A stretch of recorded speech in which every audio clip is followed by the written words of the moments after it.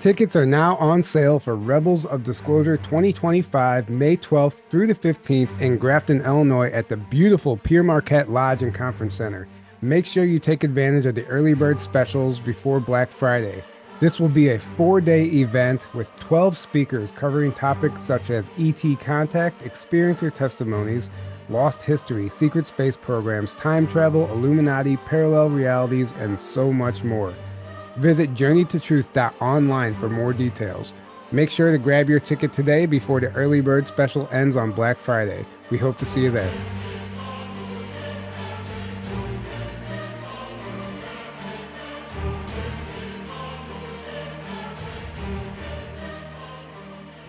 That's no moon. It's a space station.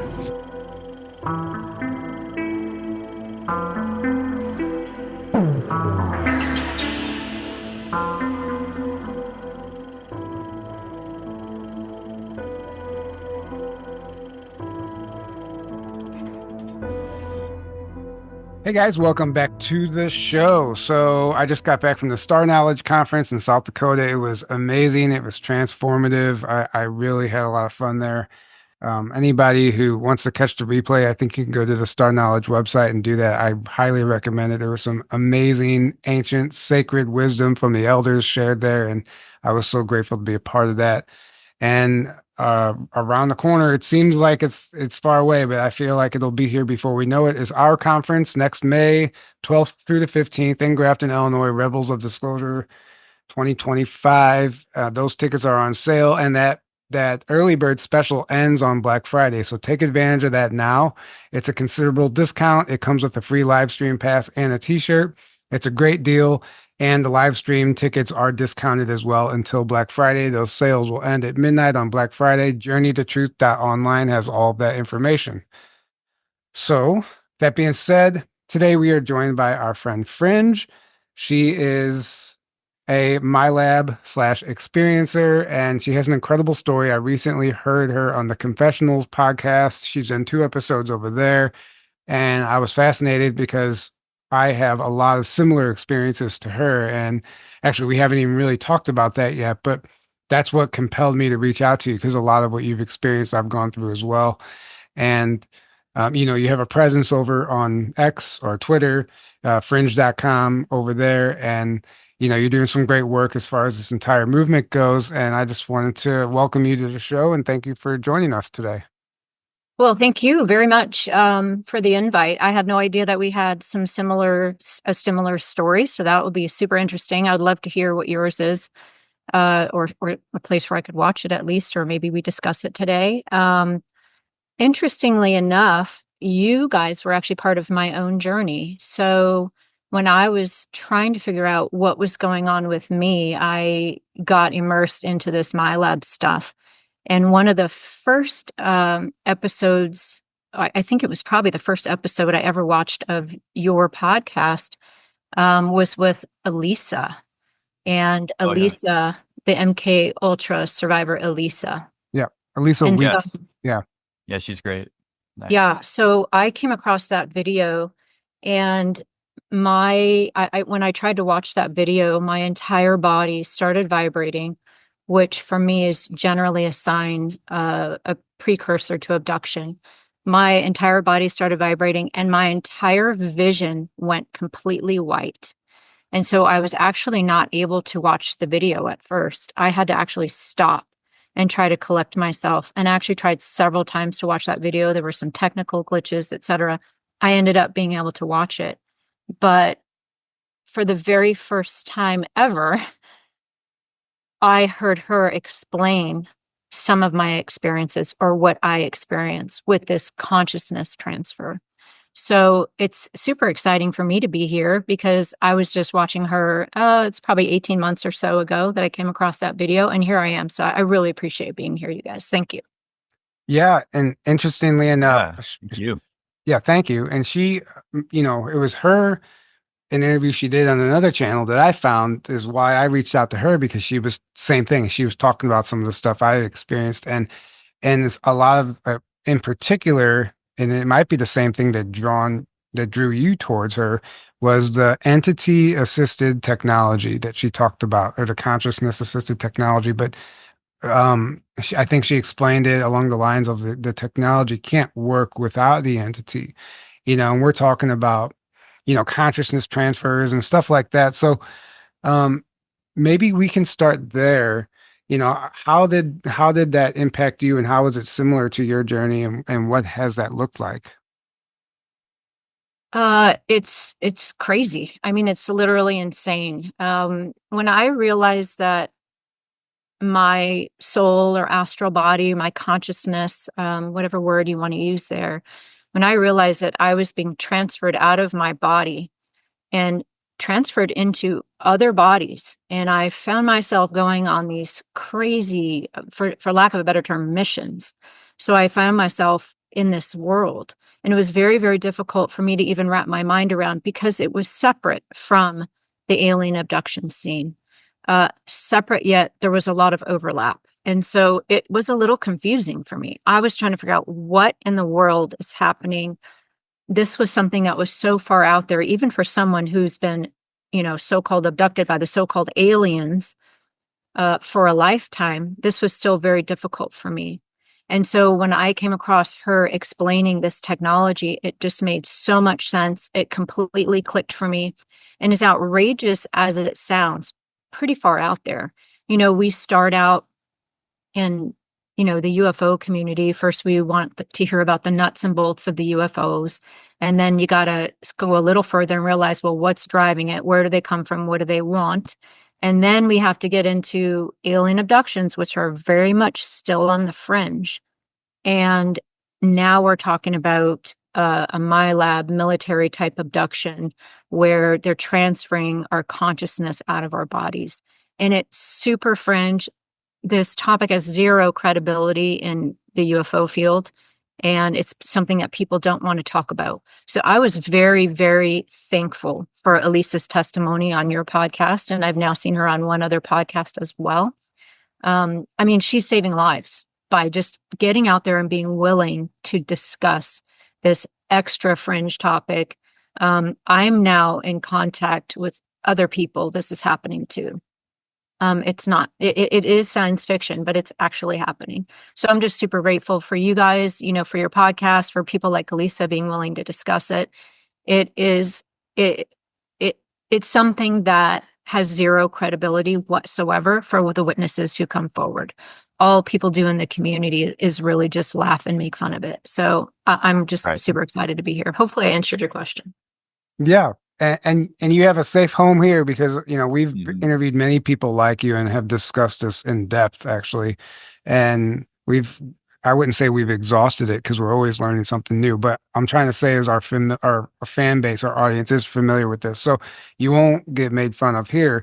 I understand when you step into the UFO Twitter, the UAP Twitter arena, that you're reaching more of the mainstream, and people really aren't ready to grasp onto that yet. They're still focused on other, I would say, 3D aspects of the events, right? The UFO community has always been dominated very much by that 3D nuts and bolts, and they just stay in that little box. 90% of it, I would say, is that. And then, but then there's like the truth is like here, and they're like covering this one tiny little thing, and they just stay there, and they think everything outside of that isn't credible or is crazy, reliable conspiracy or BS or whatever, the typical stuff, right? But luckily, like my awakening, I just went down every rabbit hole at once, and then I also was getting into the UFO stuff, but I saw it immediately right away that they were in their own little box back then. But you're absolutely right. Like, this stuff is very real, but it's just that people aren't hearing enough of this information. They're not coming across it because all they're ever getting in the UFO field is the nuts and bolts, the same, talking about Roswell, talking about the same stuff over and over again, and not like who's on the craft, who are these beings, why are they here, what's the nature of them, what's the nature of reality, go down the deeper questions. So thank you. Yeah. And then we have to get to the part where we have the non-human intelligence actually working together with the military industrial complex. And that's what Elisa discusses. And like you brought up, Tyler, what is this technology that, according to Elisa, can't even operate without the assistance of the non-human intelligence.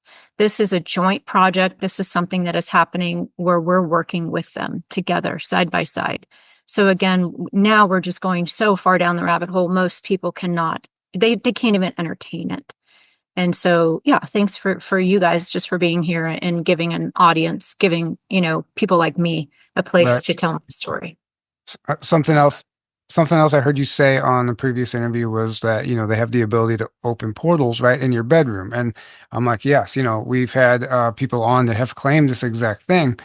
And, Margie Kay was one of them. And she said her brother was in the military and a portal would open up in his bedroom and they would take him through the portal and he would be behind enemy lines fighting a war, and however it looks and brought back. And he actually had injuries, physical injuries to where he had to go to the hospital in real life. Like, and it's a pretty wild story. So I know I'm like, yes. So she gets it. Like, I know that stuff happens. So maybe I'll turn it over to you and you can start telling your story, how this unfolded for you. Do you want to hear about my labs or just my story in general, or where do you want to go? I guess whatever would pertain more to the topic of this technology and the consciousness transfer. So, okay, the technology. So when I was in the middle of realizing that I was being abducted by aliens, and I call them aliens just because it's an easy term and something that people are familiar with. A lot of times, even my own posts, I put that word in quotes because I'm not convinced that they are actually extraterrestrials from outer space. Although I don't leave that off the table. It's entirely possible there's life on other planets, but I happen to think that these creatures are actually from right here on our planet. So it took me quite some time to very reluctantly, by the way, come to the understanding, realization, and even having to admit to myself what was happening. That took me quite some time. And then while I was in the middle of trying to figure that whole scene out, I started realizing that the aliens were transferring my consciousness. That's the first thing I realized.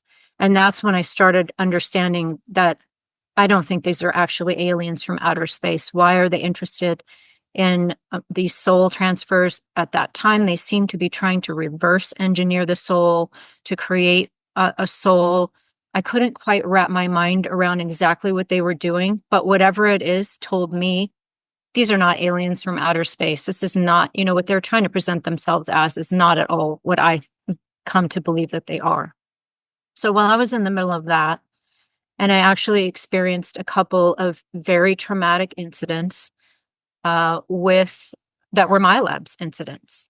And so there were several months during this period where I was trying to pay a lot of attention and trying to separate my experiences, trying to figure out who has me, what do they want, what are they doing, exactly what's happening here, instead of just taking things at face value.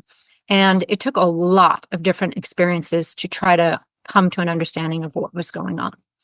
When I realized that I was coming across these reptilian creatures, and these reptilian creatures did not fall into any category that I had ever heard before. So to try to make it a little short, I was having hundreds of experiences with the phenomenon, different aspects of the phenomenon. I, in about March or April, ended up coming to the community known as UFO Twitter. And that's where I started coming across other people, other abductees, other experiencers, other people who were having Milabs.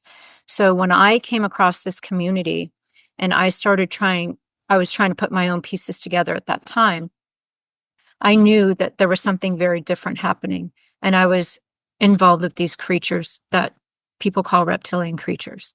They were very reptilian looking, but they had a reddish, pinkish color skin to them. And this was something I had not come across at all. When I came to the community, I started talking to experiencers, abductees. I was asking a lot of questions. I was the only one that I could find who was seeing these reddish, reptilian looking creatures. These creatures were referring to me by a number. And so this was very different than just your average everyday alien experience.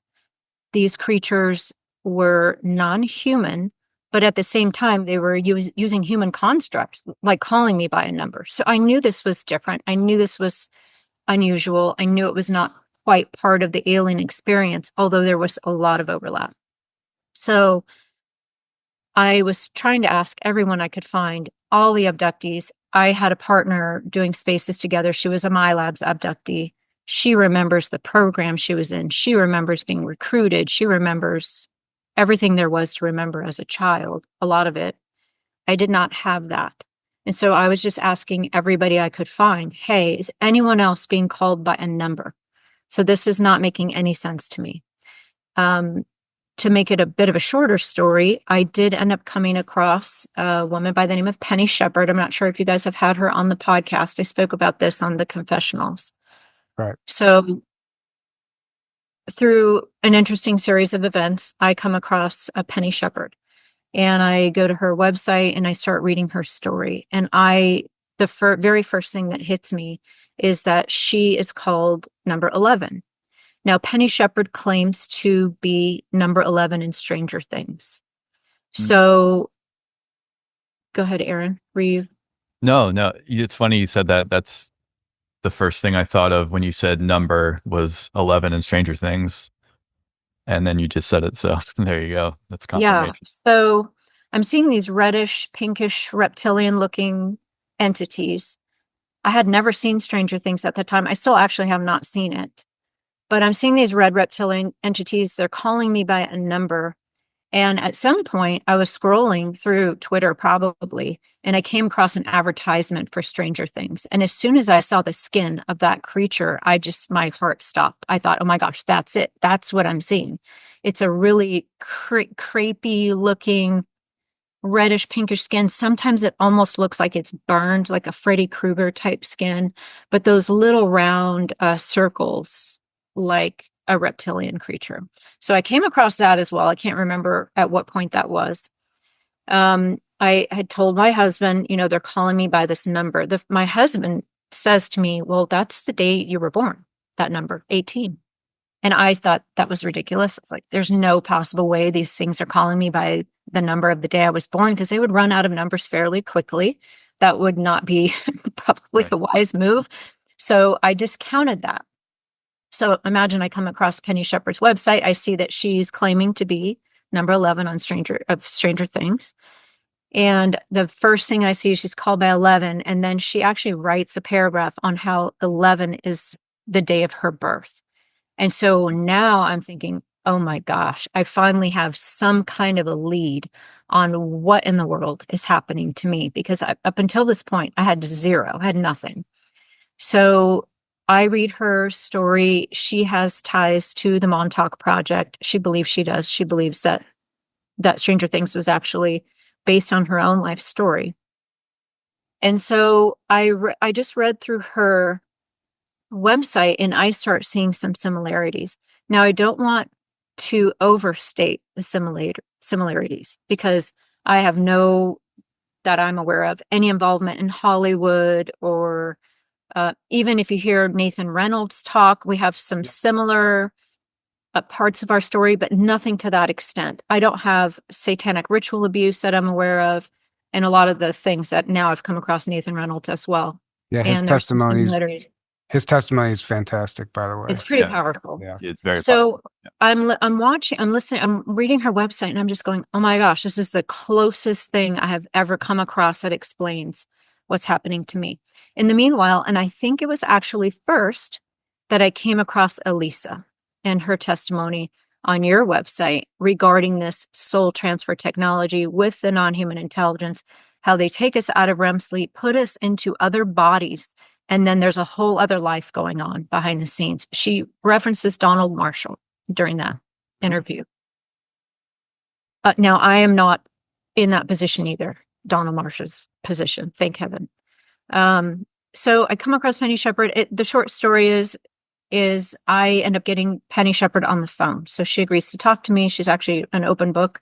And Penny starts asking me several questions about my family, my bloodlines, and she starts mentioning people like Max Spears, that I need to look him up. She starts mentioning different projects. And I said this on the confessionals. This is nothing against Penny at all. Penny is probably or could still be, I just want to leave it on the table that she could still be an asset, right? All of us could still be. Any of us who are in any of these programs could actually still be gathering information, even if we're not aware of it. Right. So I'm trying to take what she's saying with a grain of salt. I'm just trying to absorb the information because it's matching very, very closely, which is sometimes a red flag, right? So I got to the part where she asked me, do you have a gap in your teeth? And this is where, again, my heart just stopped because I do have a gap in my teeth. I was born with a gap in my teeth. It was repaired when I was maybe 10 years old.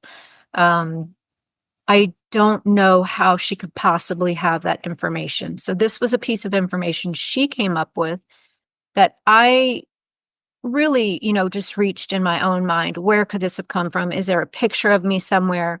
Where could she have gotten this information? Is it possible? Yes. Is it likely? No. So she asked me if I have a gap in my teeth, and she asked me if I had any of the following family names. And I looked for my notes this morning. I could not find them. I don't have all of the family names. I just have the name that stood out to me because it was in my family name. And I prefer not to give that name on air right now. So she tells me, do you have these family names? And it was 4 or 5 names that she came up with. One of them is one of my family names. And so then she starts telling me that the Nazis were doing these genetic experiments with Mengele, and that he was actually mixing his genetics and his DNA into Milabs abductees, into women possibly who were related to the military industrial complex and things like that.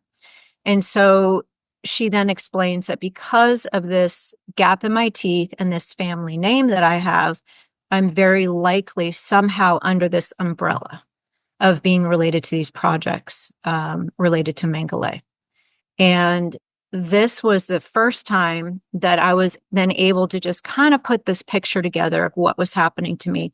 It was very interesting to come across actually 2 different people. I had Elisa talking about the Donna Marshall stuff, and then I had Penny Shepard, and she was saying things about me that I don't think she could possibly have known without some assistance, at least. So that's when I very first just wrapped my mind around what was going on.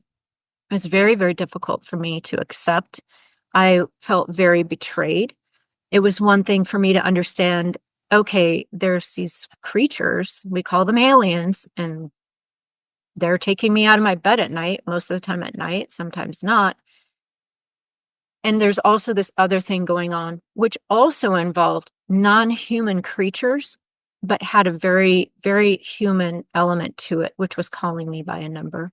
And so I felt very betrayed by the human race. I felt betrayed by the military industrial complex, by these private corporations. These private corporations have quite possibly even outpaced our own military industrial complex, our own government agencies with this technology.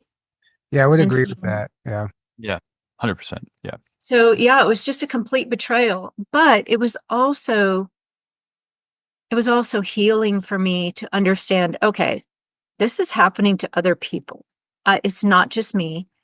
I know it sounds absolutely insane, but it's happening to other people. And so that's also actually very healing and comforting to come across other people who are talking about this and willing to talk about it. So I'll end it there. Hopefully I answered that question because I didn't write it down. Yeah, no, it was great. And yeah, I mean, obviously coming forward and talking about it, that's why we do this. So other people can feel, better about coming forward, feel safe coming forward. Um, so everything you mentioned, I absolutely, we both understand is the reality on this planet. It's not a conspiracy theory. I've had my own experiences, so I can confidently speak about it as like, no, I know, like, I don't have to be a skeptic about it when I ask you questions because we know it's real. So I like to take it a step further. And maybe you can tell us what you actually do. You remember any specific missions or anything that you were tasked with doing when you were pulled out of your REM state in another body? And what did one of those missions look like? So they're actually different. A lot of times they're different. I actually have an entire journal sitting right next to me where I write down everything that I can possibly remember. Something I suggest to other people, if you want to know what's going on and you suspect that you might be involved in one of these programs, start writing down. Write down your dreams, because it can feel like a dream sometimes. So I get sent on, I've never been in that I'm aware of any of these 20 and back programs or going to other planets. That has not been my experience in my conscious recollection. What I am doing is, it seems like I'm being transferred into other bodies, and then I'm going on these missions. Now, these missions usually entail, I've smuggled something in across the border. It seemed to be the border to me. I have snuck a firearm into a wedding past another non-human intelligence. And I've also eliminated several targets. So one thing I want to say, especially when I say something like eliminating targets, I do want to throw out there that I entertain the possibility that this is actually training, possibly training, and not actual real life missions. And I don't want to contradict anyone else who believes otherwise, because that might not be the program that I'm in. I could be something separate. I don't want to take away the reality of these programs and these missions and these experiences. But I've had so many now that I do think that there's an element of training to it. So I think, I sometimes wonder, does this go hand in hand with the David Jacobs stuff, where we have abductees actually being trained for a future where these so-called aliens are actually living among us more openly, and abductees are actually having to move about in these environments? I have been trained how to conceal my own thoughts from them. And so, what is that? The time I snuck a pistol into a wedding, I mean, it just sounds ludicrous. It doesn't sound like a real life situation. But yet I had to sneak this weapon past a non-human intelligence guard and get it into the wedding. And so I'm now really thinking that a lot of this is training scenarios. What that training is for is a whole other question. Right. I mean, it's absolutely possible. And training can be looked at on so many different levels too. Training for what you described, training for even your soul, you in this 3D reality, as far as understanding that all this exists and how you can like adapt and overcome and like, I guess, better prepare yourself and better guard yourself from this happening in the future. Right. And it's like you learn how to put on your armor and build that the fortification around yourself. Um, I've had very similar, it's very similar. Like they're not off planet stuff, but I've been sent on missions. One time I was sent into this like elitist Hollywood party, and I was tasked with identifying a very specific entity that was in hiding in one of the humans, right? And they were like, "Come on, we're paying you to do this," and whatever. And I was like, "Whatever." I didn't know, but I ended up identifying them, and they were done with me, and then I woke back up. But another time we were going into this bank. It was like more like kind of like a heist, and we had to um we were trying to get this guy to talk, and he wouldn't talk, and they ended up killing him and whatever, and burning the whole building down. It was crazy, but it's very much like these type of like asset, like you're used as an asset, an assassin or whatever. So I understand. I'm only sharing this just so like I understand exactly what you're saying. But I remember you also mentioning experiencing like a jump room or a portal type of scenario as well, and maybe you can go into that. So that was a little bit different for me. So I interpreted that as actually as an alien environment. And I'm only saying that because the shape of the room was very much rounded. So when I even documented that experience in my head, it was very much an alien experience as opposed to a Milab experience. But then I later found out that there are these things called jump rooms, which I didn't know at the time. So which one is it? I don't know.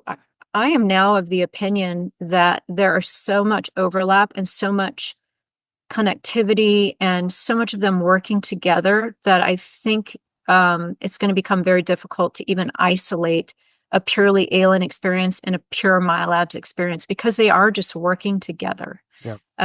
Again, like Elisa said, we wouldn't have this technology if it weren't for the non-human intelligence. Even if we go back to the days of the Nazis and the occult and all the downloads that they were getting to build these ships, we wouldn't have the ships without the non-human intelligence technology. So this was an experience where I was in a very rounded room, a round environment, which a lot of times will suggest to me it's an alien environment. It appeared to be a gallery, almost like an art gallery. There were paintings on the wall.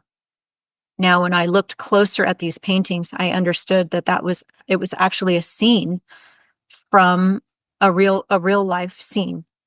And I was taught how to jump into these paintings, go into the scene, which was a completely different time period. And it was a time period that was reflected in the painting. So I would jump into the painting, and then I would immediately, it wasn't like I hung around or anything. I would immediately then jump back. And I did this 3 times while I was in this environment. It was 3 different paintings in 3 different periods. I wish I had even written down much more than I did at the time, because I had no idea there was something called a jump room. I thought the aliens were teaching me how to kind of time travel. And really, I still don't know to this day which one was it. I think a lot of times we're actually mimicking what they can do and mimicking what they're teaching us. So was it aliens? Was it a jump room? I don't know. But I now understand that there are jump rooms, and other people have done this as well.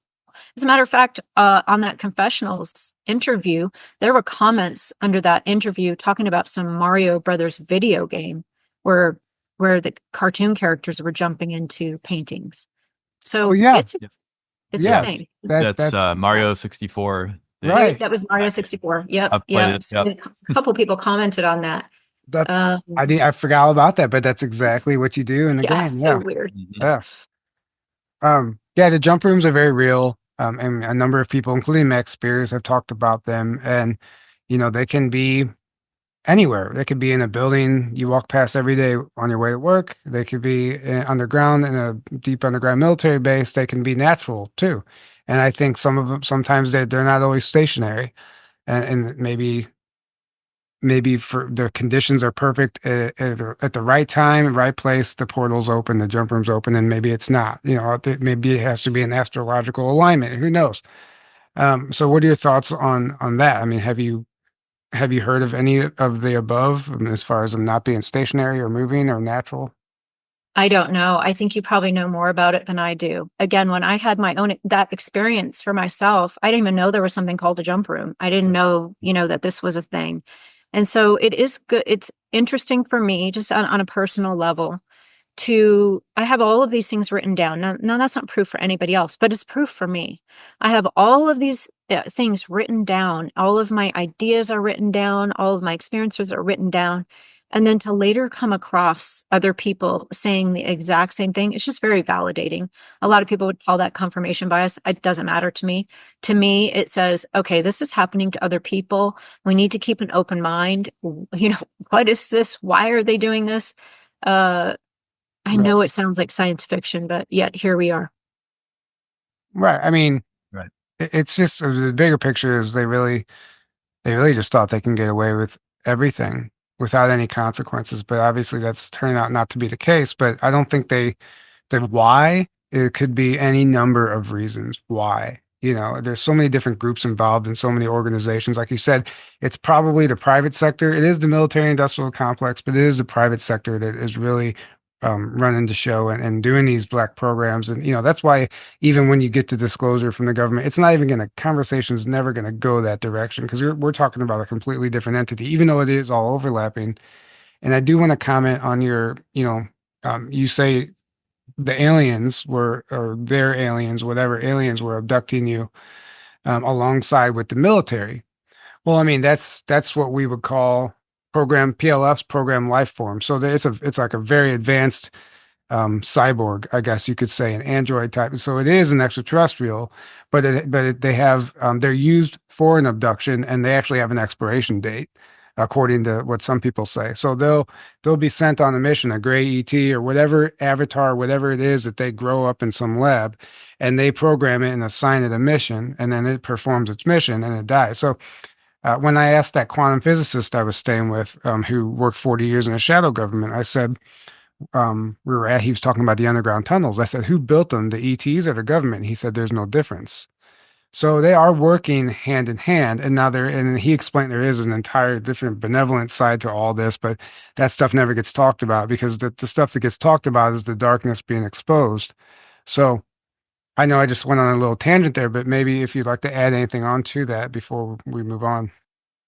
No, your tangent is my tangent. This is cooperation. This is non-humans working with humans. Separating them at this point, like you said, I do believe that there are benevolent entities out there. I'm not convinced I would call them aliens. But as far as the negative side and the nefarious side, it's so difficult to separate now. There's almost no difference to me. And it's gotten to the point where it doesn't matter because again, they seem to be working side by side. We now have a new whistleblower out in the UFO community who has seen these creatures working side by side with humans. Eventually, this will come out. It's probably part of the secret of why we don't have disclosures because we're neck deep in it. So yeah, I agree with you 100%. Right. So, okay, let's get back into your story. So is this like the big thing for you has been unraveling your Milab, your abductions, right? And how this has happened and meeting Penny Shepherd and all that. But what else have you experienced? Like, is there any other element to this that we haven't discussed yet?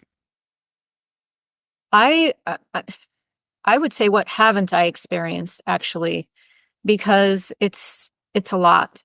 I've never even told the entirety of my story or talked about a lot of my actual individual stories. I don't think on any podcast yet, not even in my own spaces. It's just a lot. But I do spend time trying to figure out, how did I get into this?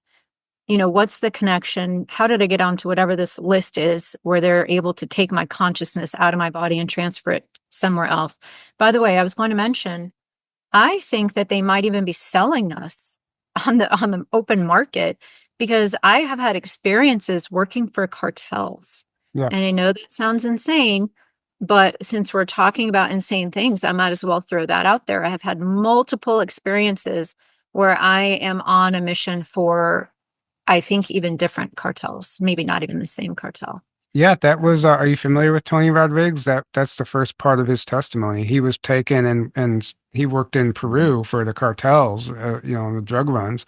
As a child, they were using him as a psychic, essentially. He went through the remote viewing, the MK Ultra program, and they were trying to open up these children's minds so these children can be an avenue for channeling. So whenever they're making their drug runs, they can actually ask if what the weather is going to be like, if there's like an ambush waiting for them, or whatever the case may be. And he has he's written books about it. But yeah, he was taken and working for the cartels. So yeah, that would align with what you said, and I'll let you continue. Yeah. Yeah, you said his name's Tony Rodriguez? Yeah. I'm just Rodriguez, It's Rodriguez spelled Rodriguez with an S. Rodriguez with an S. Yeah. Okay, awesome. Thank you.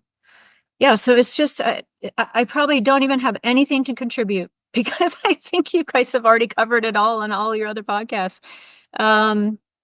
Typically I am minding my own business and I become paralyzed.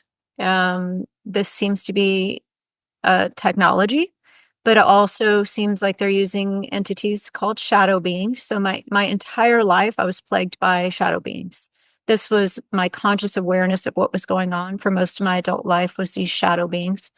And when I was in my 50s is when I just really stopped and started paying attention. What is this? What's going on? What are these entities? Short story, end up realizing that these shadow beings are actually very much related to what we refer to as aliens.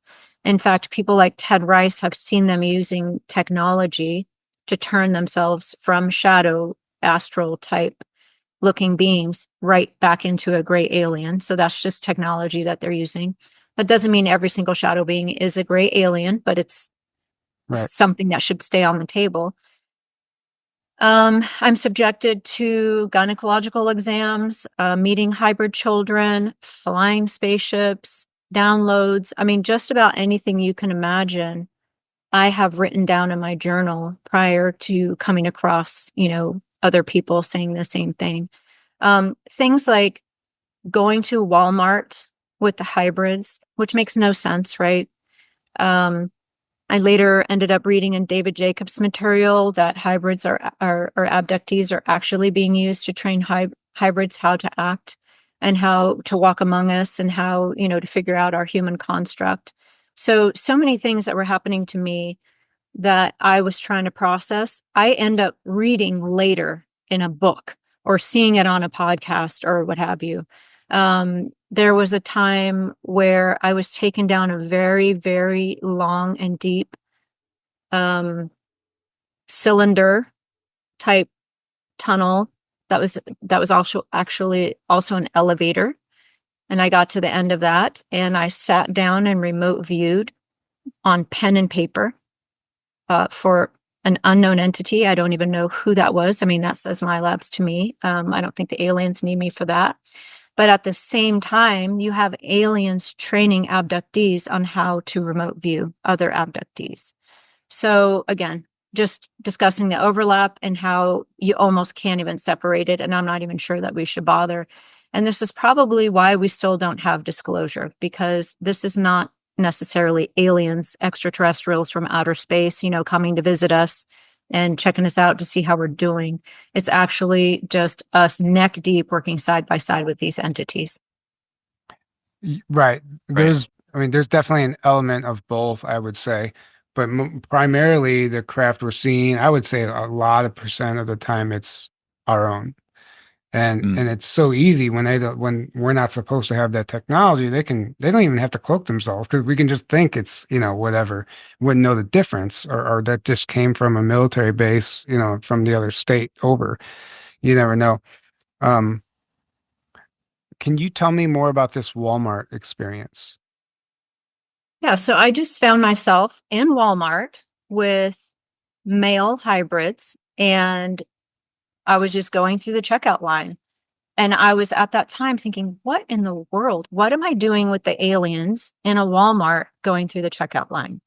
And it wasn't, and I also had an experience where I was walking through a mall with hybrids, walking through a mall. So these are things that to me, those are not things that your average person is just going to make up, right? I was walking through the mall with aliens. I was in Walmart with aliens. Makes no sense. Doesn't even, sound right. Keep in mind, I'm only getting glimpses of what's happening because I have not been regressed. And so I only have my conscious memories of what's going on. A lot of times go ahead. No, go ahead. A lot of times this will feel almost like being under anesthesia.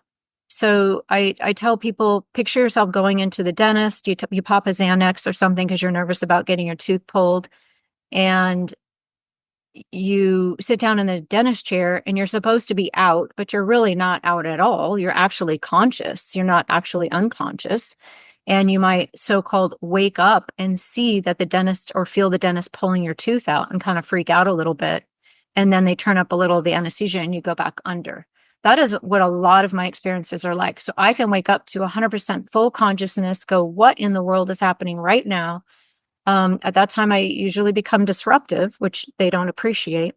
And then it almost feels like an anesthesia coming back in. So because I've never been regressed, I'm getting not as much detail, I think, as a lot of people who have been regressed. And so I'm finding myself in a Walmart walking through the mall with hybrids and kind of teaching them, how to shop and stuff. And then I later come across David Jacobs' material where this is actually a thing, where abductees are being used to train hybrids how to operate on the planet. So again, just crazy, weird stuff. I do have a lot of stories. If you want to get into them, we can. I don't know where you want to go with it.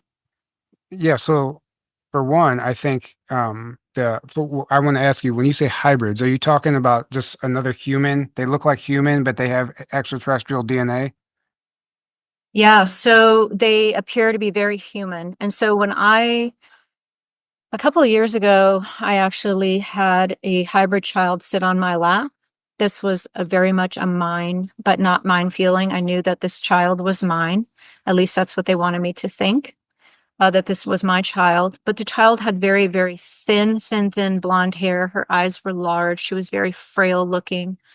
I thought of her as being maybe 3 to 4 years old, but in hindsight, she could have been much older, just very small and very frail. So I would say that she would be more of a middle stage, early to middle stage hybrid. But the hybrids that they have now are indistinguishable from humans. They absolutely look human, but they are telepathic. They do have some similar abilities to grays, but not nearly as highly skilled as a gray would be. They're not as skilled at trying to make you see something that's not there. Or, some of the psychotronic warfare, they're not as skilled as grays, but they absolutely look human.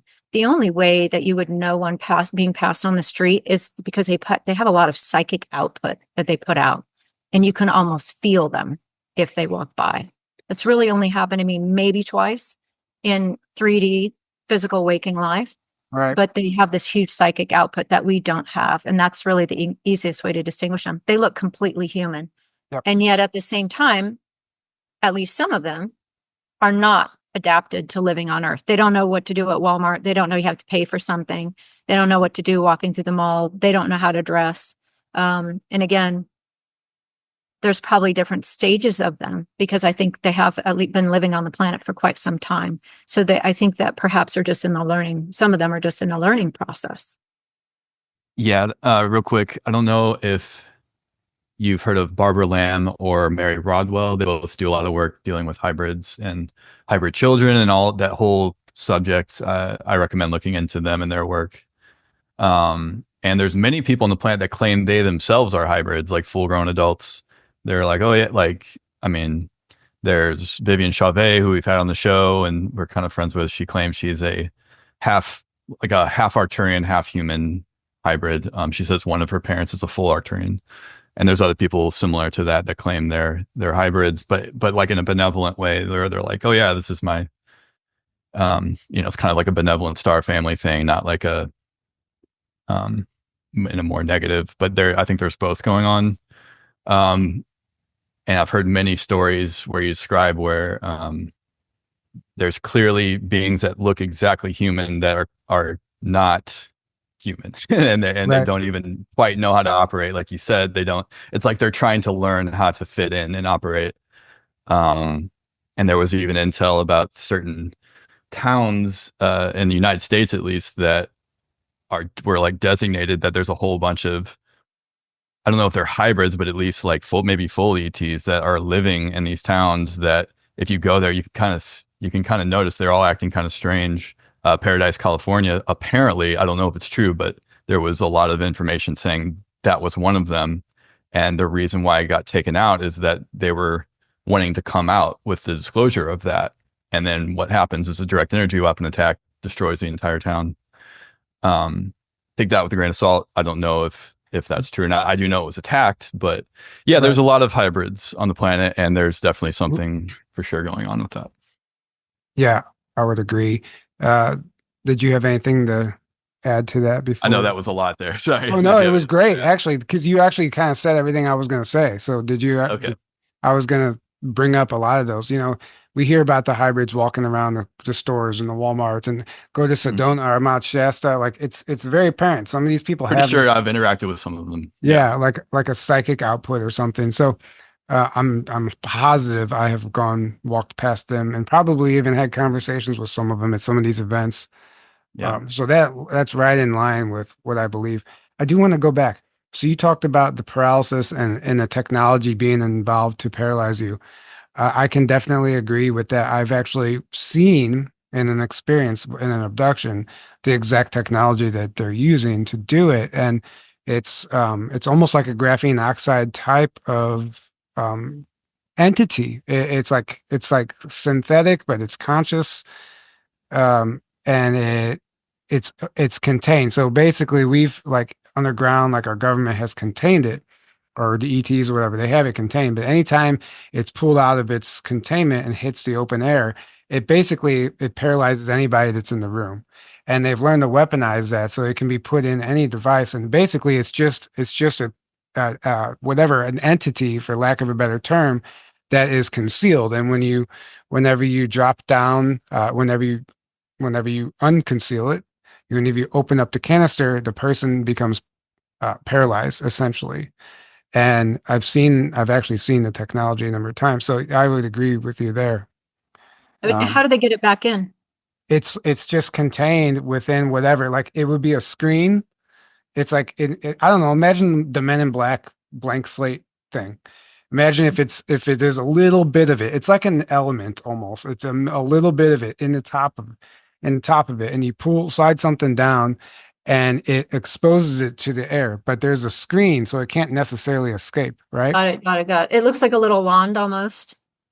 Yeah, but it can look like anything Okay. from what I've seen. But I've seen it in one of the memories I've had. I was actually it was a training experience where they wanted to see how I would react to this thing whenever I was exposed to it. That's how I even was introduced to it. And I was brought into a room, and they pulled out this liquid canister, and then they opened it up and basically pulled it out with some tongs, and this thing like levitates on its own, but it looks like graphene oxide is constantly morphing and mixing and doing all this stuff in midair. And um, that's exactly what they're using. And, obviously there's a whole variety of explanations for sleep paralysis. And I think that's just one explanation, because I think there's a number of ways we can experience that state of paralysis. And sometimes I don't think it's the technology, but I've what do you think? experienced it with an entity and without an entity. So I've perceived the entities there many, many times. A lot of times it looks like shadow beings.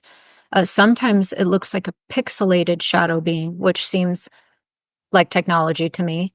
I've not seen this graphene oxide, the liquid, but wow. Yeah, you guys know more about this than I do, but I appreciate getting information from you guys. So thank you. Well, it's not even like that's just my own experience. It's not that I know more Right, about it. I'm right. just sharing you what I saw.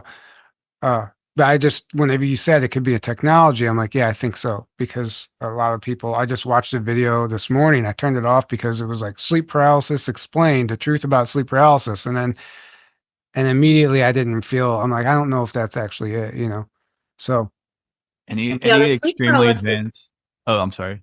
Go I ahead, was just Aaron. going to say any extremely advanced technology seems like magic, Right. depending on the level of civilization that is witnessing it. right, So, like a lot of our technology now, if you go back hundreds of years in the past, it's going to seem like magic to them, and that's just Right. hundreds of years. Think about thousands, hundreds of thousands, millions of years more advanced civilizations.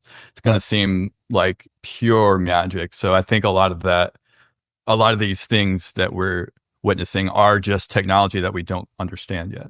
right. I agree with that 100%. So when I really started paying attention, I could feel, first of all, when there's an entity in the room, there's an electricity in the air. Yep. It feels very, very electric. And I could feel them actually targeting the back of my head with electricity or with an EMF or something that involves electricity because it tingles in the back of my head. So it got to where I could actually feel them come into the room and then target my brain with this electricity. So I've said that many times too myself, Aaron, that a lot of this is technology. Even I grew up as a Christian and Me too. believe that some things are supernatural and some things are paranormal. And I still fully believe that. I do believe we have Absolutely. higher entities that are very non-corporeal in this food chain, Oh yeah. so to speak. But at the same time, a lot of this is just technology we don't understand. They seem to have a mastery of physics and technology that either we don't have or we're just not sharing it yet with the public. Because I think we do have factions of humanity who absolutely understand this. Have you guys had Nathaniel Gillis on? No. No. So he's incredible, and he will say occult magic transcends our known physics. I So there's an entire aspect to this that we are not admitting to. Our own government is involved in rituals. I have been involved in Oh yeah. rituals in my labs. So right. That's what rituals are. It's essentially it's a It's technology.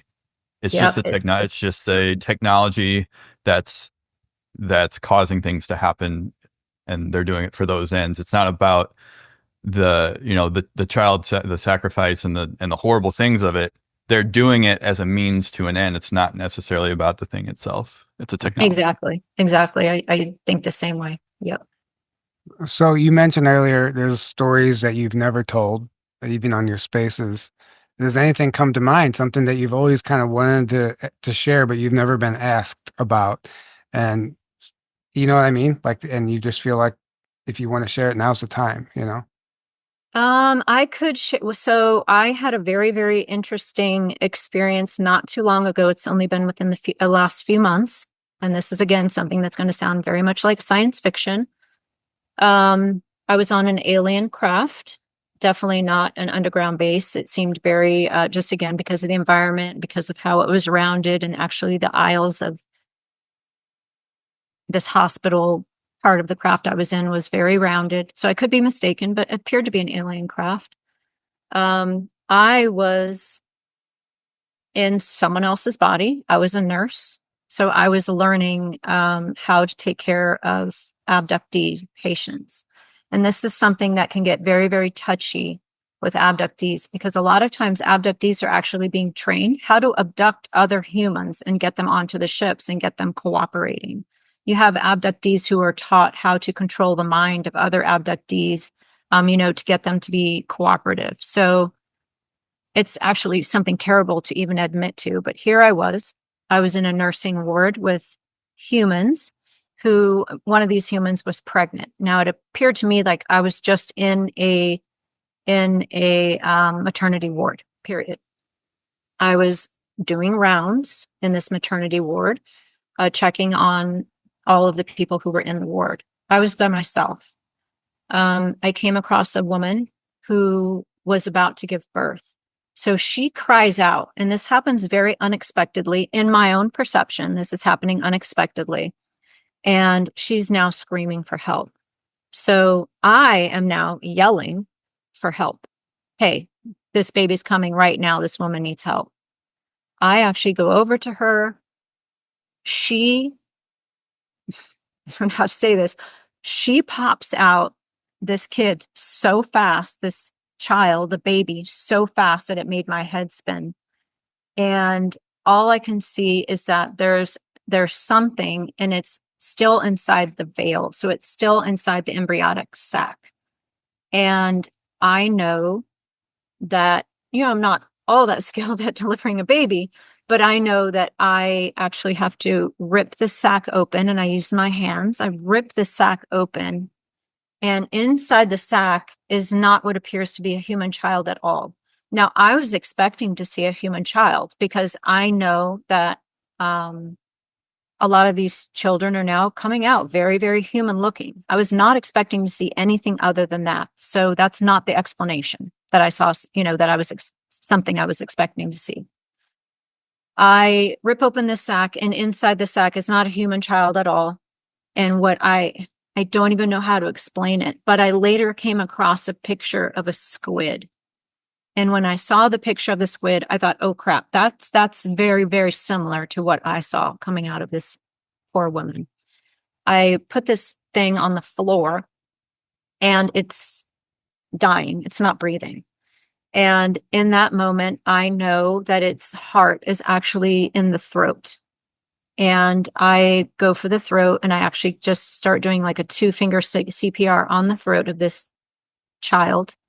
And I put my face down very close to it. It's got barely any nostrils at all. I couldn't even see it. And I put my face down next to it to see if it's breathing. I end up getting this thing breathing. And I end up looking at it and just going, I cannot even believe that this just happened.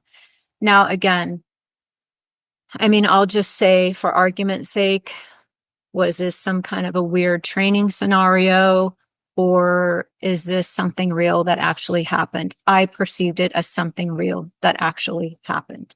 Other medical personnel came running in. It was all hybrid personnel. It was all very human looking.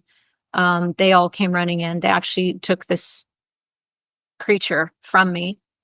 And I remember thinking, I kind of gave him like for lack of a better term, like a finger attitude of I just saved your kid, you know, kind of a thing. So back off me kind of a thing, which I know is kind of also super weird, but that it is what it is. So that was definitely a very interesting experience. I'm not sure I've ever heard anybody talk about this before. But I have come across in Carla Turner's books and in other places of them actually creating chimeras. So they're not just creating human hybrids. This was not human. It did not look human. There was nothing human about it, but it came out of what I perceived to be a human woman, like a human female abductee on the ship. So yeah, super interesting experience that I've never told before. Well, thank you for sharing that. It resonates. I feel like if we're going to believe that there's a hybrid program, then why would we not have somebody with a memory of the other end of it on the ship? You know what I'm saying? Delivering one of these hybrid children and what that would be like. And it seemed like you had a long-standing relationship with the people that came in enough to give them the finger because you knew that they've been giving you a hard time, right? Well, and I knew I didn't have to save that, whatever that was. I didn't have to save it. Maybe they would have gotten there in time. I don't know. But I knew that it was theirs while I was saving it. And unfortunately, I think that it's just a play on my own career and my own sense of duty and my own. I was in law enforcement for almost 20 years. So I very much identify with, you know, people who are victims and people who need help. And I wouldn't just say, oh, because you're an alien creature, I'm not going to help you breathe. You know, that's just me as a person. And they definitely played on that. And I do actually then wonder, was that some kind of a psychological operation to see what I would do? Did they let me be there in that place? Did they not know that was going to happen, or did they know it was going to happen? So I kind of try to look at, you know, all the angles of whatever that scenario was.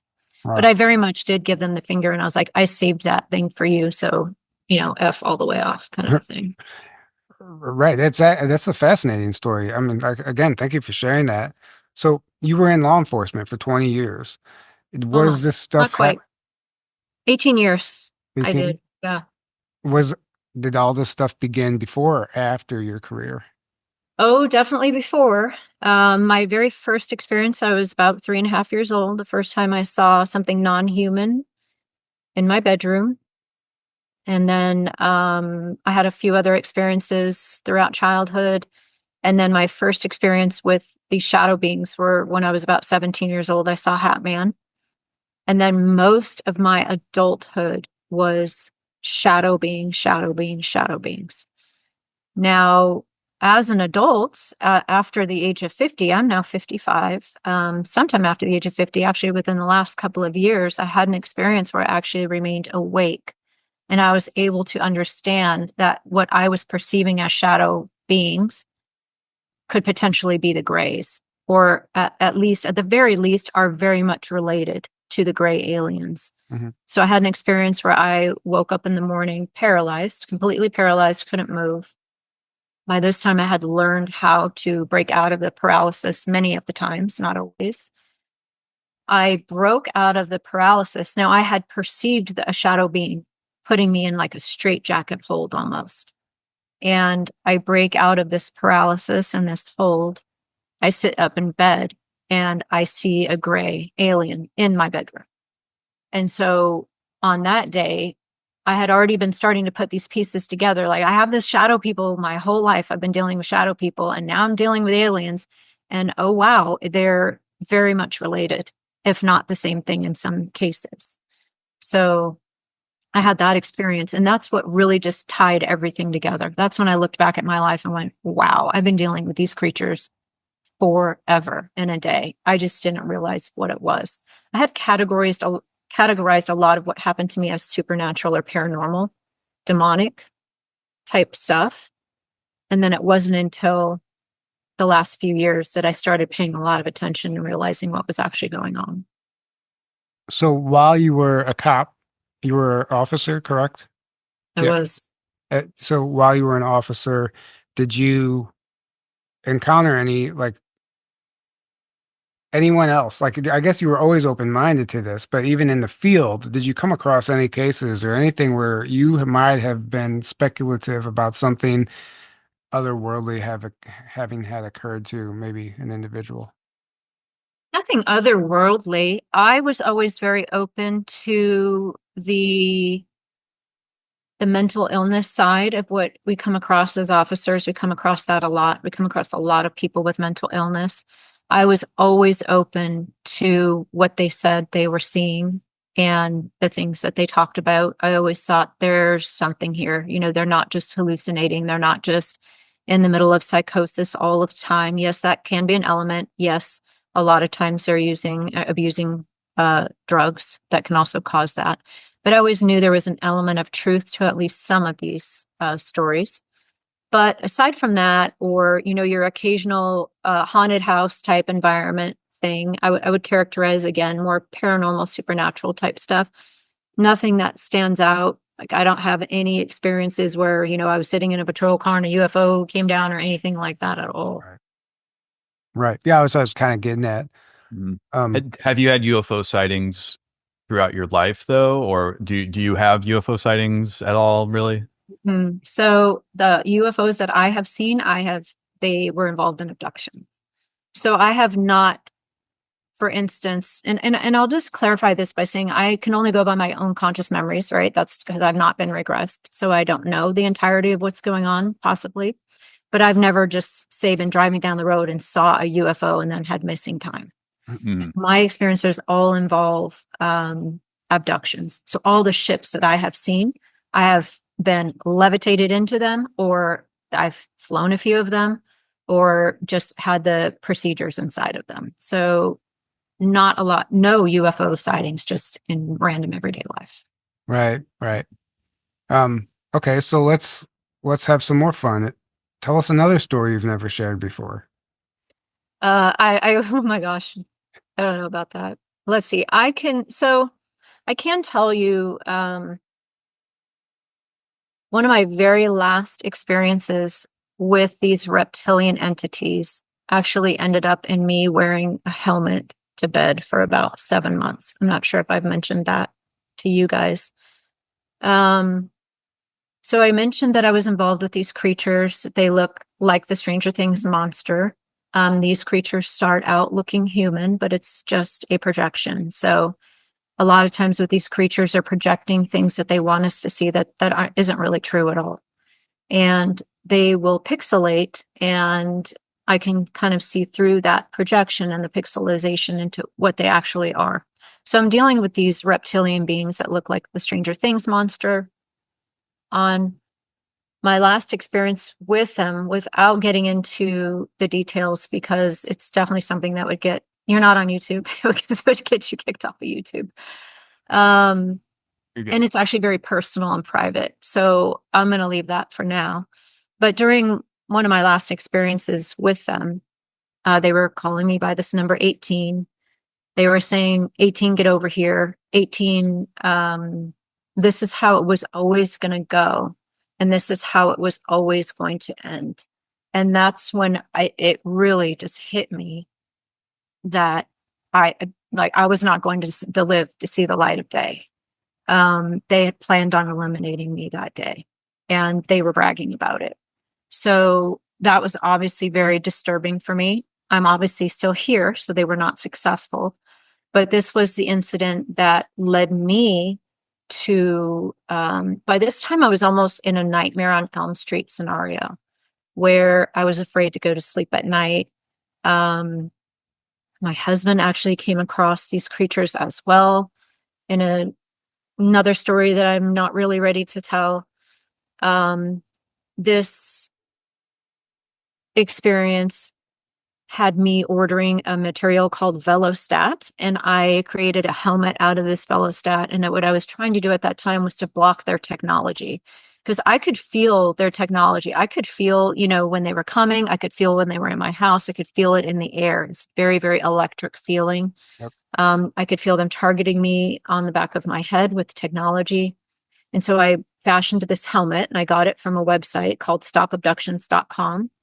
I put multiple layers onto this helmet, and I wore that helmet to bed at night for 7 months, trying to block these reptilian creatures from getting to me again. Did it work? I was not entirely successful.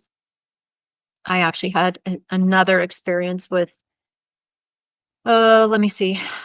I'll try to, a lot of times I'm trying to speak in a general sense to help people understand the story. One of these creatures actually very much presents himself as my father. And he actually later got me while I was wearing the helmet, by the way. And I was on a ship, and he was bringing me in for a medical procedure. And so he brings me in for this medical procedure. There's a nurse there. At that point, there's an entire waiting room full of people, and they're in zombie mode.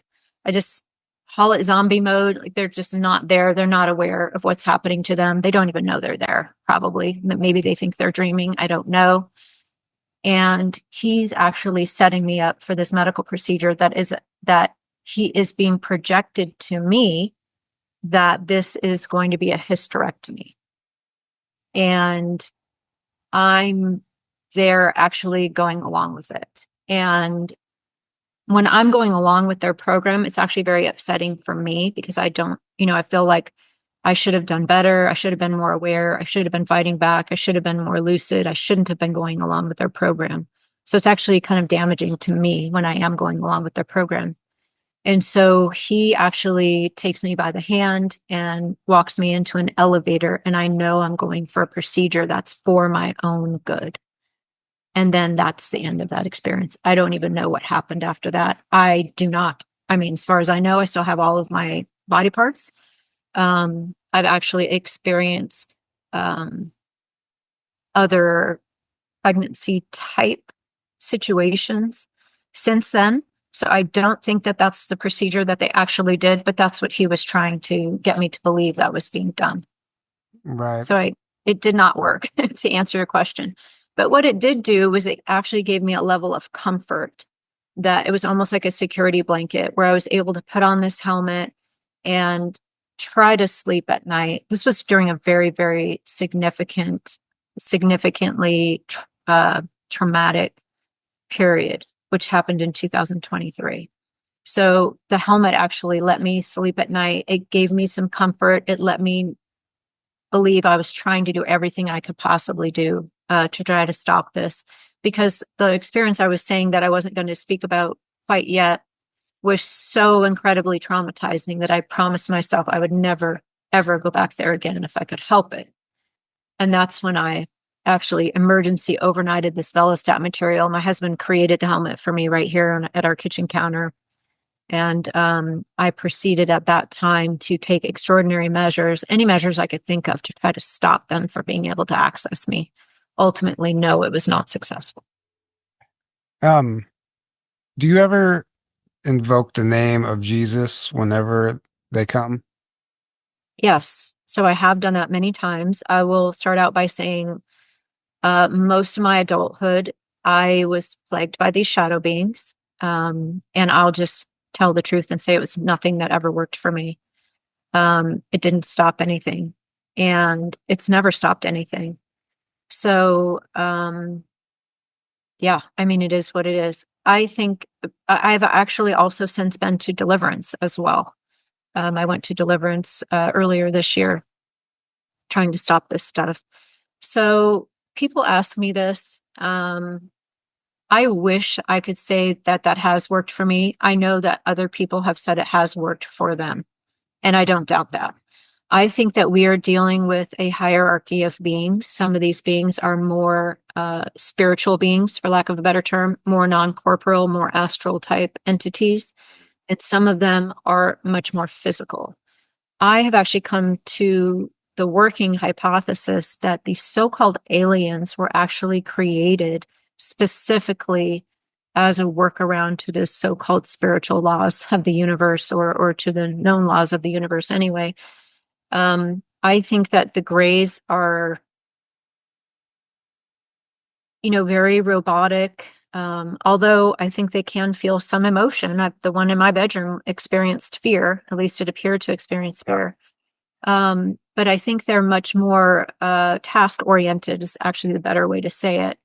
And are they actually called off by the name of Jesus? For me, they have not been. Right. So I think we are dealing with different sides of the phenomenon. The more spiritual side, the more astral, the more non-corporeal beings potentially responding to that. Potentially, the more technology these creatures have, more actual hard technology that is employed by our Milabs and these creatures, that could be a reason why that might not work. Yeah. And I've shared that mindset too, because whenever I was going through the thick of it and people would say, you got to raise your vibration, do this and that. And I would do everything. And I'm like, but this is a technology. It's not working against the technology. Um, Eventually, I feel like you can get to a point, through my research, the reason they have everybody on pharmaceuticals and GMOs and all that stuff is because the technology works better when you're in a lower vibration. And there's research on this, and very specifically pharmaceuticals, all the better for them. If they can get the population addicted to pharmaceuticals, then the technology works hand in hand with it. So if you like, I am a firm believer at this point, just because of my own path. Like you can live a lifestyle to where it's maybe less effective, but you're not completely invincible to it. But uh, I've been dealt with more of the demon side of what I would call demon side of it, where you can invoke the name of Jesus and it works, but then it stopped working one time, and I got attacked 3 nights in a row. And I'm like, this is crazy. What am I dealing with? And then, sure as the universe would have it, the next day I come across a Nathan Reynolds interview where he's talking about these free will entities that exist outside of that belief system. So you invoking Jesus doesn't work on them. And I'm like, oh wow, there's a whole other layer to this. So I would agree that it doesn't work 100% of the time. I do know from people we've interviewed that it's forbidden to use the name Jesus Christ in the underground military base because the reptilians live there and that name holds power and they don't like it. So if you're dealing with entity specifically in the astral realm, I think that might work. But if you're dealing with a technology, it may not work, and it's circumstantial to the individual. I don't think one thing. It's like an exercise plan or a diet plan. What works for one person isn't going to work for the next, and that's part of the training. We're here to figure out what works, and then when we figure it out, we can share that and help other people. I don't know. Exactly. And I think one of the most damaging things I've ever come across, well, two things. Number one, I don't think there's anything to say that a prayer has to work in an instant, right? So I think this is a war. And even prayers and even our own faith can be tested over long periods. So I do think prayer is effective. I actually went to Deliverance to try to cut, ancestral ties, any openings that I gave these entities, my biological father was involved. My biological father's side of the family was involved in human trafficking and occult rituals for 100 years. Wow. So I have that in my own bloodline. So I absolutely do not want to take away from the effectiveness of prayer. Yeah, I I do it agree. now almost in a ritual manner, which is maybe not even that great of a way to do it. But I'm now actually very careful in my prayers. I do it every single day, no matter what. So don't take that to mean that people shouldn't be praying. Because I do believe this is absolutely a spiritual war. It is a very long story, but these entities tried to get me away from my own faith, from Christianity. Yep. Why would they want to do that if they were just extraterrestrials from outer space? I don't have an answer. They would only want to do that if they were running some kind of very long-term psyop, or my religion actually was an affront to them. And that's what I got from them. And that was actually, I ended up experiencing demons as well later on. So I think prayer can be very effective, and I think it can be effective over time. And I don't think we should give up on that ever. Should not give up on prayer. But the second thing I was going to say was something that was very damaging to me during my own experiences was having Christians tell me, oh, it's not working for you because you just don't have enough faith. oh, well, you better get right with Jesus. Otherwise, this wouldn't be happening to you. Very, very damaging. In fact, I would say maybe it was because I was right with Jesus that I was attacked. So we don't know either way. But to tell someone that you just don't have enough faith and that's why the name is not working for you is very, very damaging spiritually. And it's not true, by the way. It's not true at all. There's absolutely nowhere in scripture, if at least Christian and in Hebrew scripture, does it say that if your prayer is not answered in that moment, that you just didn't have enough faith. So I think that that's damaging, and it's something that I like to speak about whenever I can. Yeah. Right. And just to interject really quick, that's, to me, we tend our ego tends to always want to label things as positive or negative based on what we understand, but we're not seeing the big picture. And a lot of things that seem really negative, even though it can be painful and not fun to go through, when you're looking back at it down the road, you're like, wow, that led to this and this and this, and it ended up being actually very positive thing, even though at the time it sucked, right? How many times have we been through those situations? Tyler, you say that all the time. You're like, if I wouldn't have gone through that, I wouldn't be where I am today, and none of this would have happened. Right. Even though it sucked going through. So, and that kind of goes along with that. Just because your prayer isn't answered the way you think it should be in the time that you think it should be doesn't mean it's not working, or that there's not a greater divine plan going on. Because I do believe we live in a divine conscious universe. I talk about this in my book, and I do believe there is, whether you want to call it God, source, the universe, whatever term you want to label it, there is a divine divinity within that permeates everything. And I believe we're all connected to that. And I believe everything does happen for a reason, but we also have free will within that, which means we have to learn lessons, and we have to, things aren't going to just be done for us just because, our ego thinks things should happen in a certain way and should be done. It's like, there's always a reason something happens. And I don't believe in, people that think like, oh, because there's all this horrible stuff happening, and because it seems like the dark has control of everything, that, it's hopeless. There's like these doomers out there that they just think like, there's nothing you can do. This is just how it is. And you just got to try to cope and deal with it. No, I don't believe that at all. I think we are much more powerful than we're led to believe. And that's what they are afraid of. They don't want us knowing that. And I think, a lot of times these types of situations are catalysts to get us to step into our power and to awaken. And sometimes for whatever reason, I don't know why things have to happen the way they do, but I do think there's a greater thing happening. There's a higher level to all of this, in my opinion. I would agree. My 2 cents. Yeah. Go ahead, Fringe. Yeah, I agree with you, Aaron. I think, by the way, I get called the doomer all the time on X, so that made me laugh. Yeah. I 100% agree with you. I do not excuse what these entities have done to me, No. but I can use it. It's not justifying it at all. Exactly. They're absolutely 100% responsible for their own actions, and that's their own karma that they will have to answer to, in my opinion. Exactly. I think the same way, but I can try to step outside of that and use it for growth. So I 100% agree with you. And on the doomer aspect of it, were you going to jump in, Tyler? I was, but go ahead. I would love to hear what you have to say, and then we'll.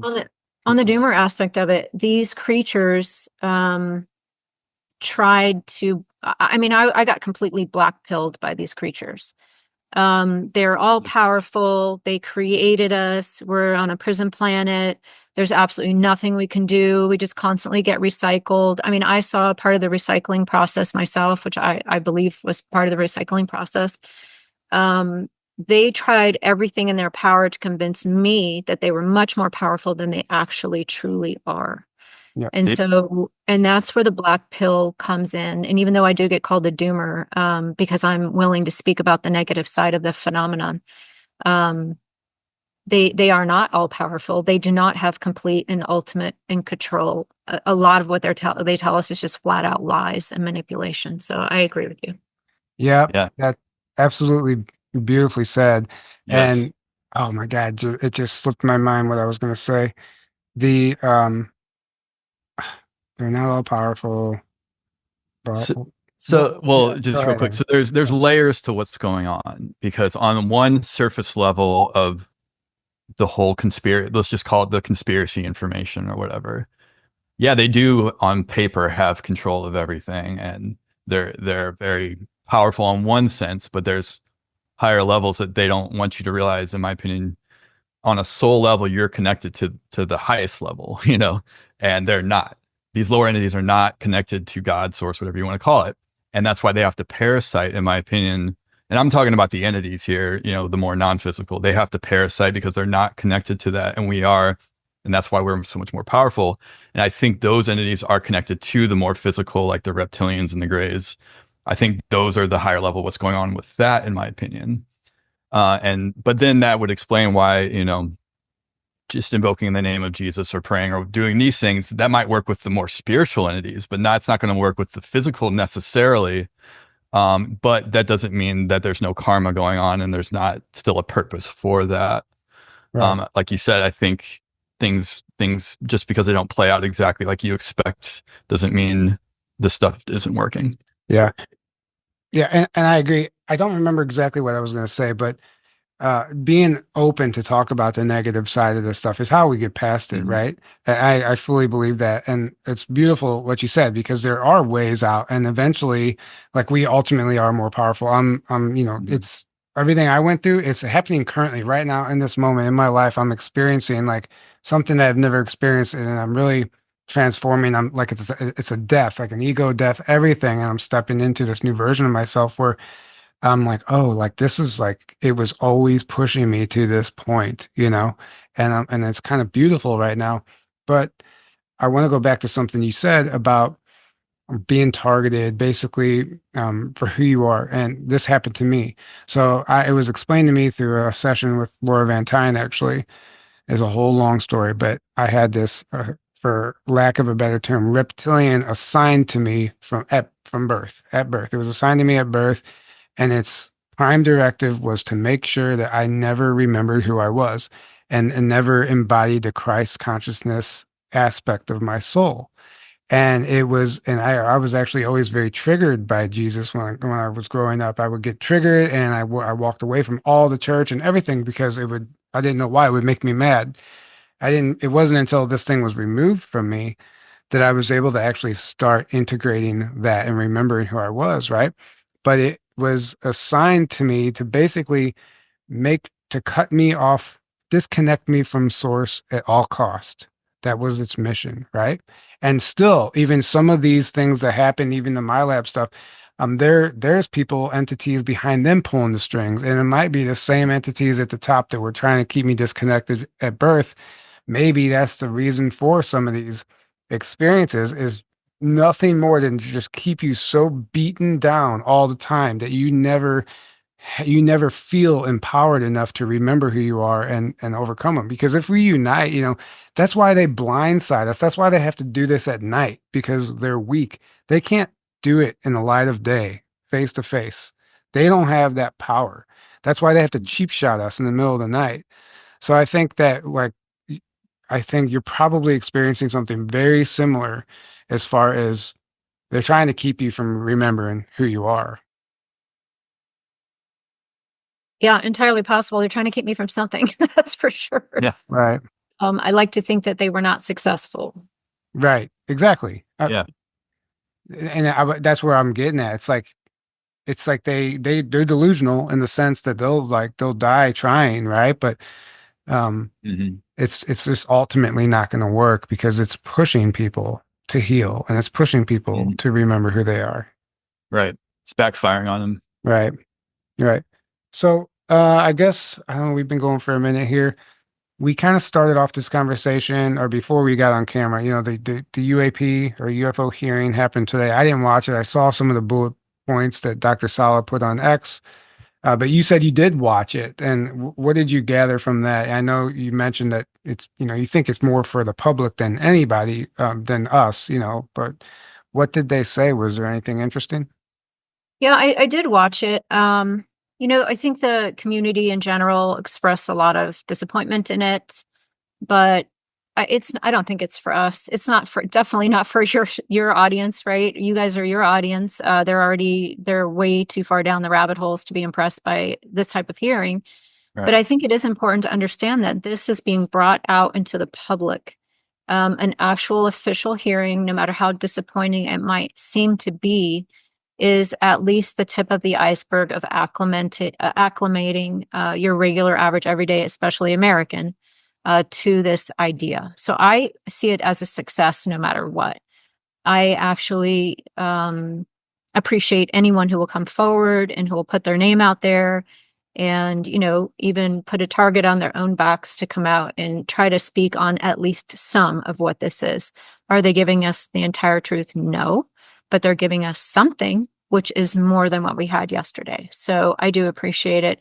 One thing that was interesting to me that might be relevant to our conversation here is, I think her name is Boebert. Is that how you say her name? The Congresswoman Boebert? I'm not even I have no positive. idea. Yeah.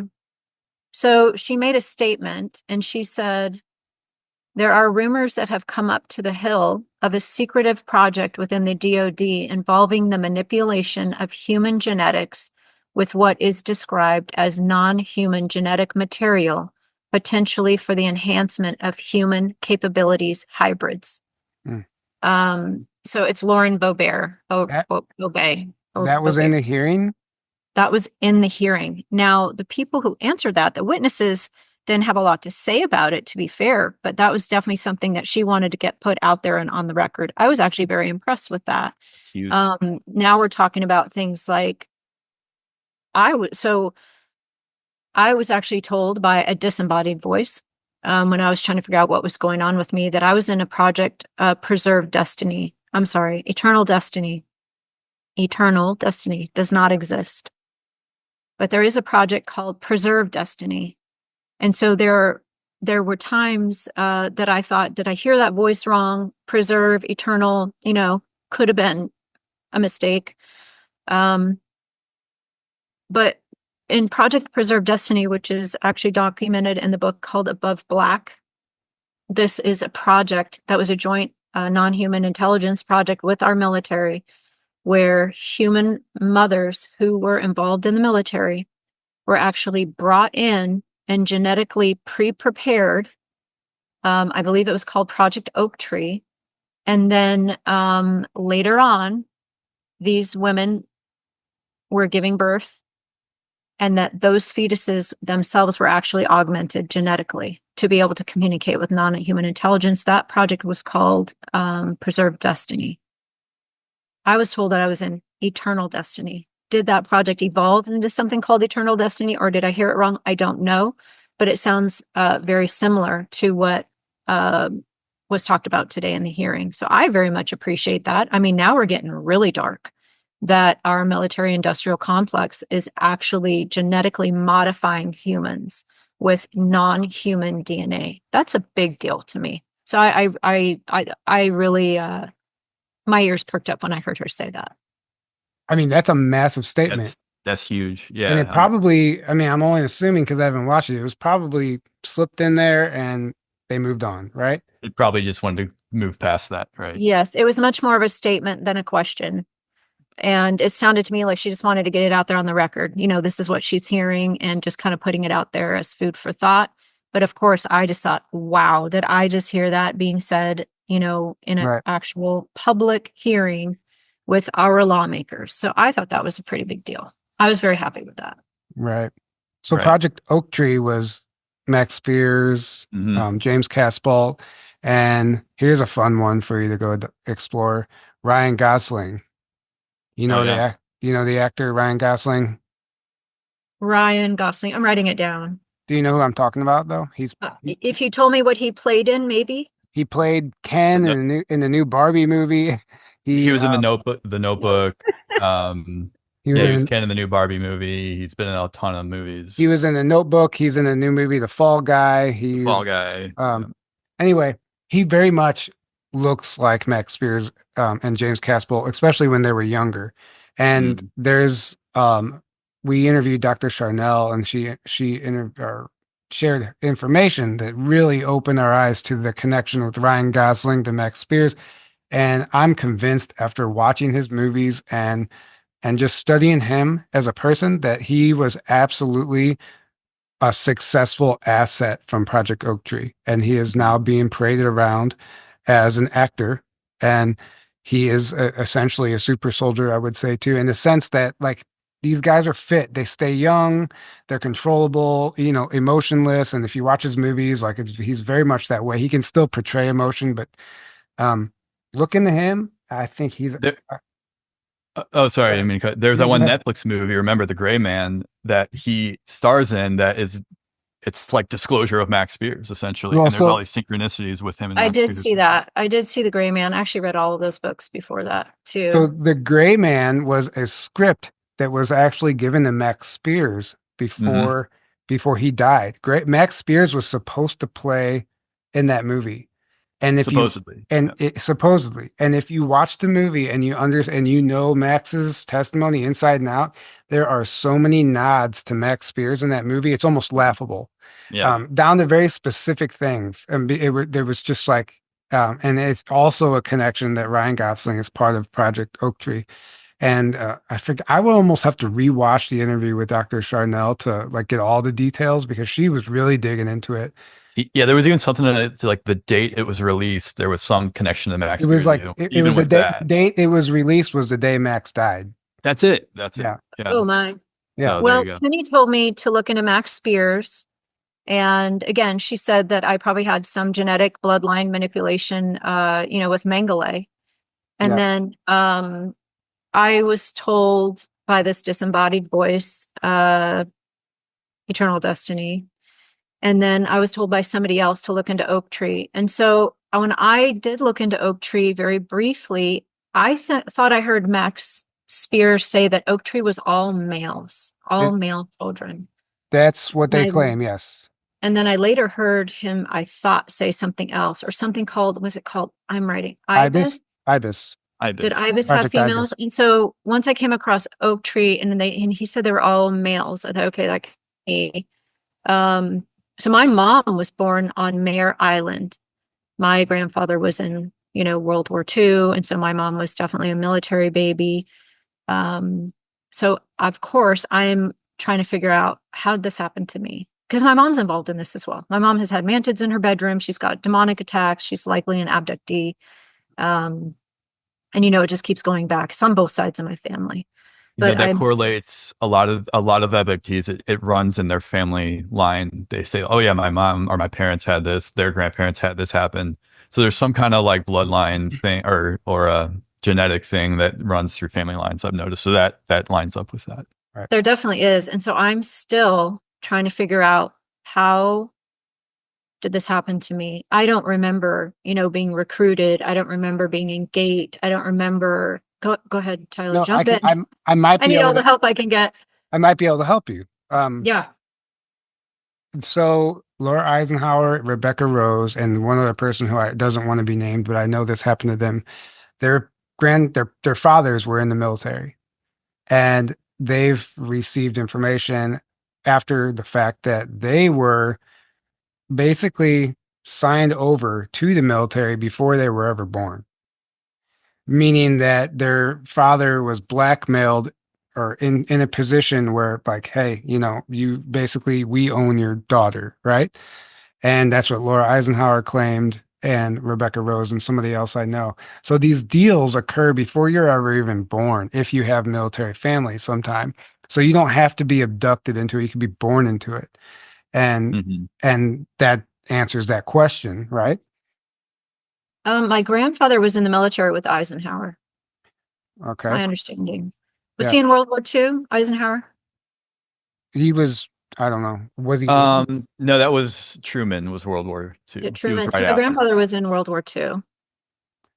And he actually had some very strange experiments happening to him when he came back. MK Ultra type stuff. Right. So Yeah, so I mean, Yeah. that's just something to help maybe explain why or how, maybe I don't know if you'll ever get that answer. Rebecca Rose got that answer because she got her father's laptop after he passed. And and he had all his military, all this stuff that she never even knew he was involved in it. And then she ended up finding out that the guy signed her over to the military before Wow. she was ever born. And so it happens. And it's pretty upsetting, but you have to think that, and she was also told that he didn't want to do that. Like it's blackmail after blackmail after blackmail. Like that's the only way these programs stay alive. They have to have dirt. They put you in a situation where they have dirt on you, and you don't want to be in that situation. But unfortunately, hopefully that's all going to be dismantled in the future. Well, that's the side that my biological father was on. He was human trafficking to Dianne Feinstein was one of his top clients. That's what he was involved in, was, getting blackmail material, and there was occult rituals happening and all kinds of crazy, crazy stuff on that side of my family as well. Right. Right. Aaron, were you going to say something a minute ago? No. But back to the World War II, Roosevelt and then Truman. So Roosevelt was actually the president during most of World War II, and then Truman was came in right at the very end. Who served, though? Not as president. Eisenhower served in World War II, did he? That's right. Yeah.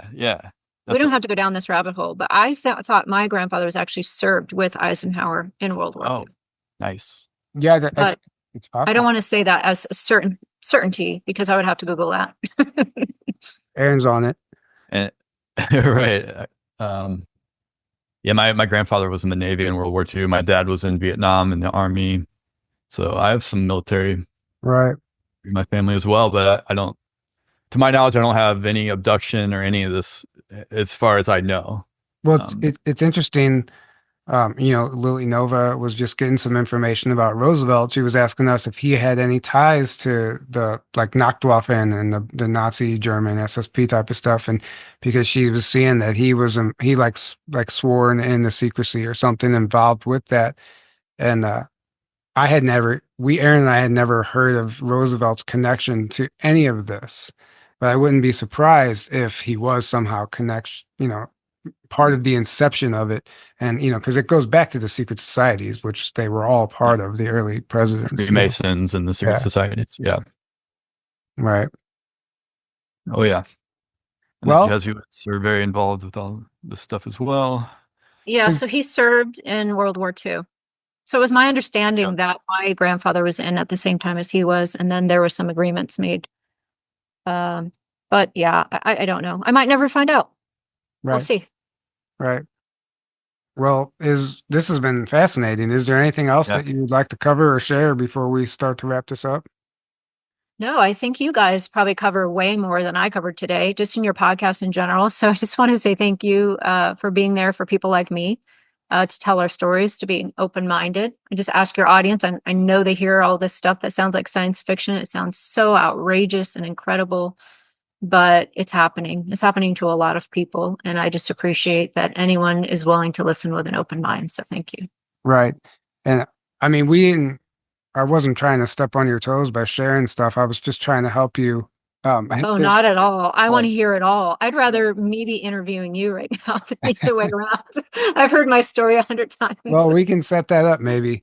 I'd love to talk with you because it seems like we have a lot of similar stuff. So I do a lot of spaces. So you want to jump on a space? That would be incredible. Either one of you. Yeah.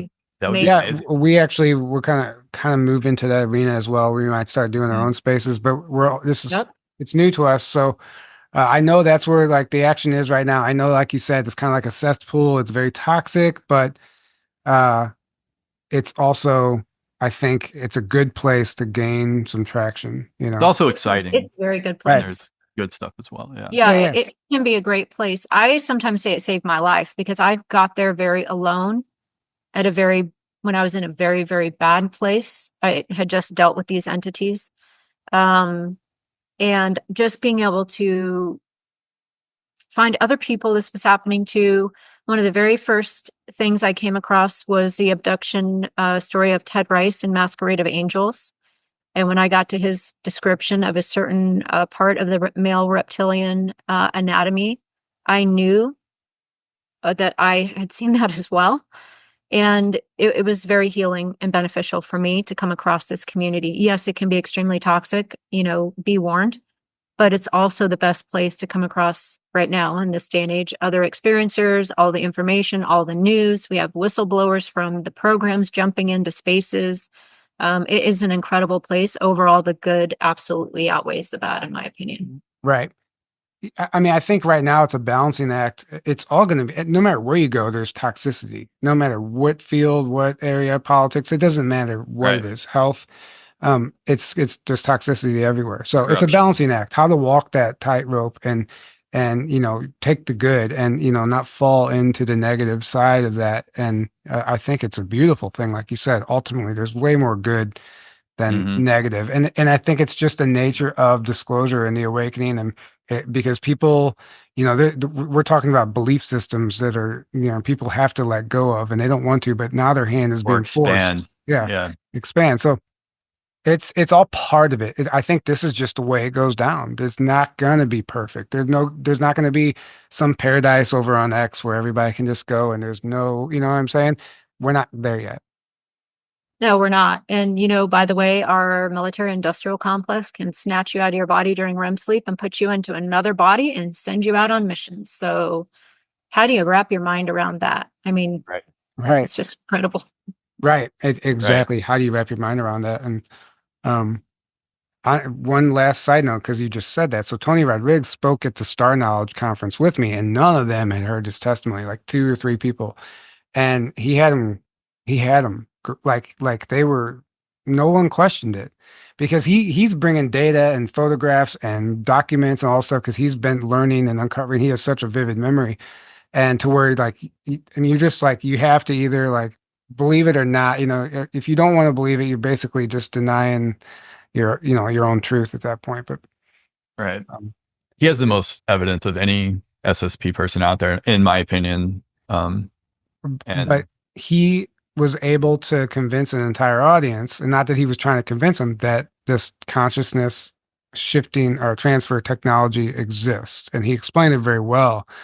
And we're talking, Native American elders and people that, it was a very spiritual conference, and he was kind of the oddball, but I saw his place there, because it's like, people need to understand this is happening.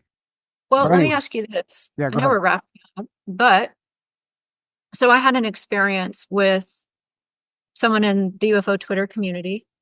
I'll start out by saying, any person, you guys could be assets. I could be an asset. Any person may come across on Twitter might not actually be who they say they are, et cetera, et cetera. So I'll just get that out of the way immediately.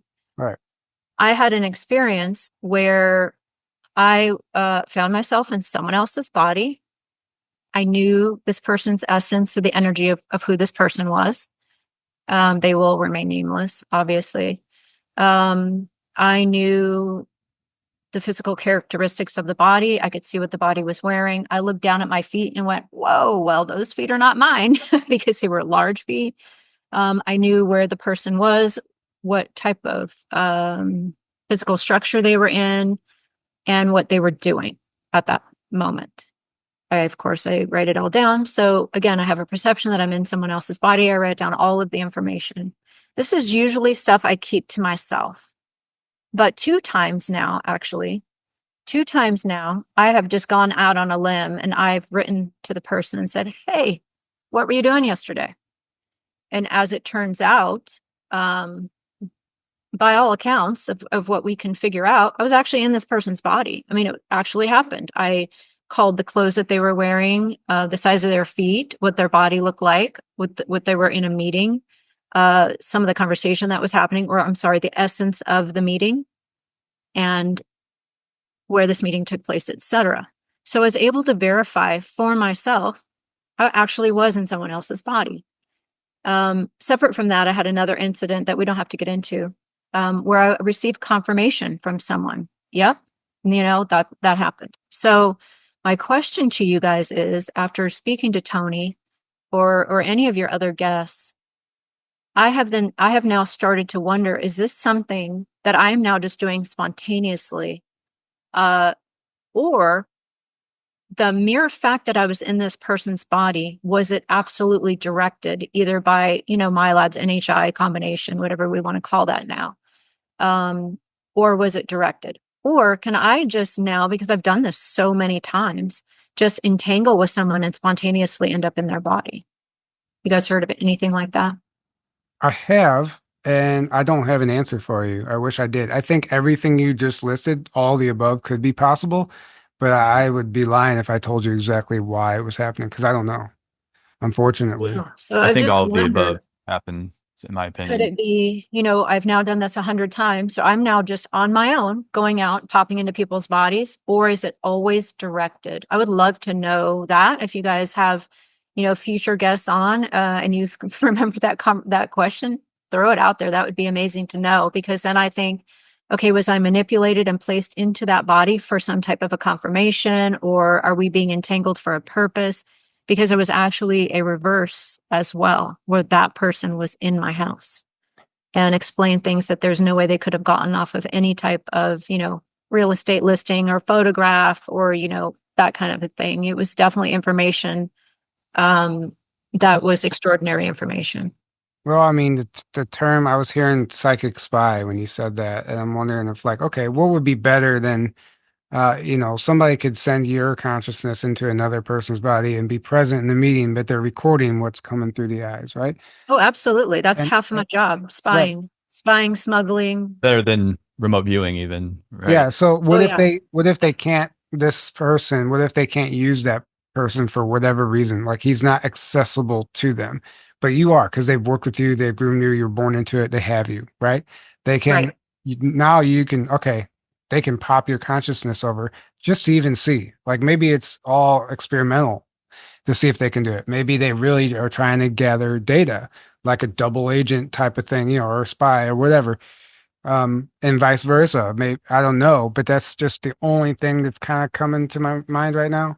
Well, that's the essence of what I'm doing. I'm spying, smuggling, etc. That's what I'm doing, basically spying. But I just wonder, is every time I'm in someone else's body, is that being directed? Yeah, I Because I don't don't know. always have that perception that it's being directed. A lot of times I do, but sometimes I don't. So that's just maybe a question to hang out there for It the could, audience. Maybe someone knows. like you said, it could just be a byproduct of all It of could be a the. byproduct. That's what I'm wondering, if it's a byproduct. And I don't want to say that for sure, but it's definitely on the table. Could this now, I'm spontaneously now doing this without their technology? I don't know. I think it's possible. The show Fringe, actually, yeah, it's a perfect example of that. Olivia in the show, she starts like doing stuff she doesn't even realize that she can do, but it's all byproduct of the experiments when she was a child, right? Mm-hmm. So maybe that's what's going on too. Maybe that's why you named yourself Fringe because you have a connection with what happened in that show. Haven't seen that show either, but yeah, Oh, Oh, you it's need it's you need literally to exactly you need to about watch it. it's about your story. It's about children Right. being that's brought into the programs and used as test subjects for all this. And they even talk about it's consciousness transfer is big in that show, Mm-hmm. and parallel Earth and all this stuff And it's and just a really good show on top of that. And there's so much disclosure. basically Really every need to watch it. I Yeah. would go I would go as far as saying every experience that you've shared with us, there's an episode about it in Mhm. that in the yeah. Yep. And but I should watch it. I try to stay away from the creepy stuff. Is it really creepy? it's Can graphic. be a time. It can be graphic. Well, the first season is the most graphic, and then it gets better after that, as far as that aspect. Yeah, but if you can muscle stomach through it, there's so much disclosure. You're like, yes, Mhm. like these people, like they're just releasing this stuff through this show is what you feel like, Yeah. um, all the way down to, I mean, everything, It's clones, swapping assets between timelines and dimensions and reverse aging technologies and super soldier type the keeping the consciousness alive after the body dies and putting it into another body. I mean, they do it all in the show. But it's Wow. all, yeah. So I used to laugh at the clone thing, by the way. I used to laugh. I thought that oh was, yeah. yeah. I don't laugh anymore. I don't laugh at any conspiracy theory anymore. Yeah, It is same. not happening. and I agree. I'm It's same, noticing same. 90% of them are based in reality or Some true. truth. There's some And there's truth. always going to be a percentage that are a psyop or not. You're always going to have that, but 90%, in my opinion, roughly, absolutely, they're either fully true or there is just truth within them. at Right. least, even if certain details might be, Yeah. not I'm to the point where I don't write anything off immediately. I'm like, oh, I don't well, either. let's explore this because I know what's possible here. right. Um, and I also really appreciate this interview, the fact that you like taking notes the whole time because the energy is that you are on a mission. You're trying to just like uncover what's happening to you. You're not just out doing interviews to tell your story and get and just bathe in your own glorification of your whatever. You know what I'm saying? Like some people I feel like do. You're really genuinely sitting here taking their notes. Like, wait, I need to know about this. Like, you're really trying to I need unpack. that person's name. Do you know how many times I've been told to watch? I need to watch Stranger Things, or I need to watch, the shows, and I haven't watched any This, of them. But maybe I this should. show or that movie, or yeah, there's a Yeah, lot. it's all out there, and man, if I had known that, it could have saved me a lot of heartache. So maybe I should have watched those shows first. Yeah, well, you never know. I mean, uh, it's maybe there wasn't a reason. There was a reason, maybe. So you had to experience it first because I feel like sometimes if you watch those shows, then you might have written it off as, am I just making this up because I saw that show? You know? You're So, right, because so many of my experiences, I can now go to the abduction research. I could read Carla Turner. I could read David Jacobs. I could read any of them, and I'll see my story in there in those books. Not my personal story, but stories very similar to mine. And it's actually very validating for me, for my own, mental health, my own sanity, my own understanding of what's happening. It's actually validating for me to read these things now in hindsight and be able to put the picture together. right. Right. Right. But I just appreciate that you're here learning. You're here doing, that's what this is about. And I love that it's a passion. You're like, I want to know what's happening. I love the fact that you're like, it's just authentic, right? You're doing this all for the right reasons and because it's important to uncover this stuff and unpack it. So It is. And I'll just throw out there, look, this is not just happening to me, it's happening to people in my family. Younger generations. I'm 55 years old, soon to be 56, and this is happening to other people in my family. They mhm, will remain nameless, but if I can, figure out something to help them, then that's goal. absolutely. Yep. And can you let our audience know where they can follow you and how they can find you if you have a website or anything? Absolutely. There I am, Fringe at fringe.com on X Twitter. I try to keep my social media separate. So that's where I talk about crazy things. Is right there on X. Okay. It's the best place to find me. And I answer DMs. I have a lot of people who reach out. And that's another reason why I do this, because, I do the crazy talk and then people reach out, just like what Elisa did for me. I saw Elisa and went, oh my gosh, I cannot believe that someone else is talking about this. After this interview, I will get people they will sign up for an X account to just reach out and say, hey, this is happening to me too. So it's incredible. Make an X account. There's a lot of good things happening over there. There's a lot of free speech happening right now. So it's a good place to be. Right. And guess what? That is true disclosure, right? It's just us sharing our stories Right. and information. That is real disclosure to me. I don't care. Governments are gonna tell you what they can get away with, or like you said, it's a very controlled. But we're kind of like, oh yeah, that's disclosure. Government's telling us that all this stuff is real. It's like we don't need them to validate and tell us this stuff's real. We're waking up and realizing it ourselves, Right. and sharing our stories, and that's real disclosure. We are the disclosure, in my Right. opinion. Yep. Well said. Yeah, and let's set up one of those spaces. I'd love to come on and share some stuff and, just Yeah, that exchange. would be Yeah. awesome. I would love it if you guys would pop into a space. Actually, I think I came across, I don't know who's running the X account, Journey to Truth, but one of you, Both I of came us. across We in both this kind of space. do. We're both jumping on there. Okay, awesome. Yeah, I'll hit you up in DMs. That would be fantastic. I would really appreciate it. Yeah, let's set it up Awesome. soon. Like, Let's get the crazy stuff out there because we need to front load it, right? We need to preload, Yeah. front load the crazy so that when it hits them, they're like, oh yeah, I heard that 5 years ago. Oh yeah, I remember hearing about. Right. Exactly. right. I thought they were insane, but here we are talking about super soldiers and 20 and back. So Okay, Right. cool. Well, this has been fantastic. Thank you again for joining us. And thank you to all who are listening right now. We can't do this without you. All your support means everything. It really keeps us going. And until next time, have a great evening. We love you all. Have a good night. Hello, and welcome to Conference Phone. If you know the name of the conference you'd like to attend, press 1. Come on. Using your touch-tone keypad, please enter the first 3 letters of the conference title now. You've selected Secret Space Conference? If that is correct, press 1. What? You've selected Full Disclosure Now. If this is correct, press 1. Why don't you just tell me the name of the conference you'd like to attend? Rebels of Disclosure?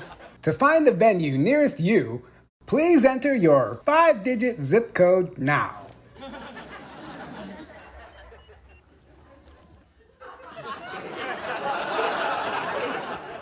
Why don't you just tell me where you want to attend the conference? Pierre Marquette Lodge and Conference Center? Rebels of Disclosure is playing at the Pierre Marquette Lodge and Conference Center in Grafton, Illinois, May 12th through 15th, 2025. Yeah, now I got you. If you would like to purchase tickets, please visit journeytotruth.online now.